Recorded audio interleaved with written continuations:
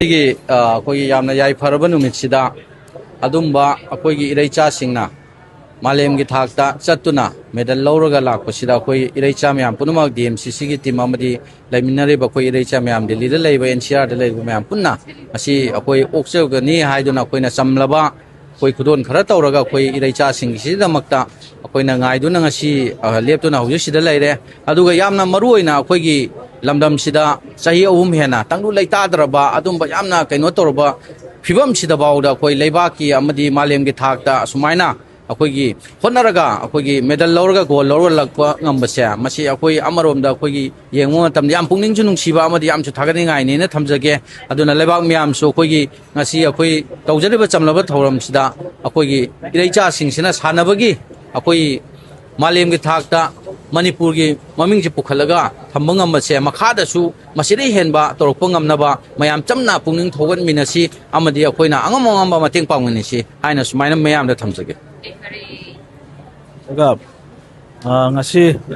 irecha mayamna akoigi manipur gi mahut silaga kanoda Glasgow da sanaba Commonwealth Games da sanabi irecha mayam bo akoi ba thamoi degi irecha mayam haningai ta thakra phondok sari ado mayam se moigi flight che pung 8 ga minute 5 da landing tawdo flight ne do pung ani delay tawre do bawda hoji mayam se da ngai ga leiri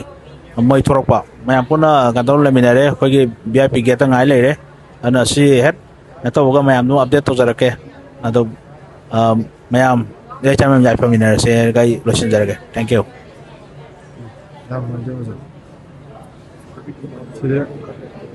जिक ma'am कोई यामे को कोई सिदा केनो तो रिजे ओपुगी theorem जे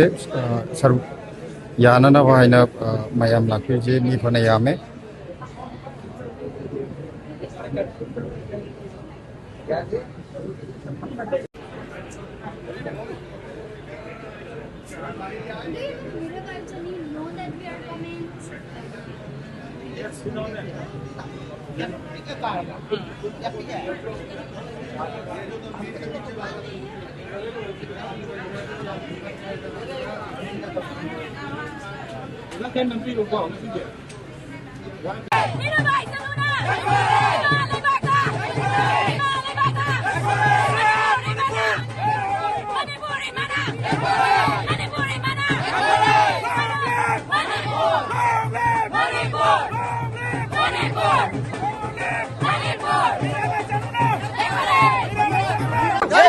पहले मैं जो मेरा प्रॉब्लम हुआ इसको मैं ठीक करके डिसाइड करता हूँ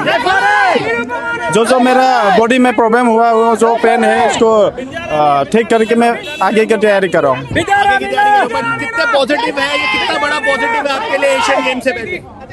बहुत ये भी पहले बार हूँ एशियन गेम ये भी मेरा बहुत पहले बार सिलेक्शन हुआ मैं कोशिश करूँगा पहले डॉक्टर के कंसेप्ट से काम करना पड़ेगा अच्छा तो और कुछ बोलेंगे और कुछ क्या लग रहा है मन में अभी कुछ है कुछ बोलने के लिए मन में तो बहुत बोलने वाला हूँ बट शांति चाहिए क्या है पिताजी खुश होंगे आपके पिता तो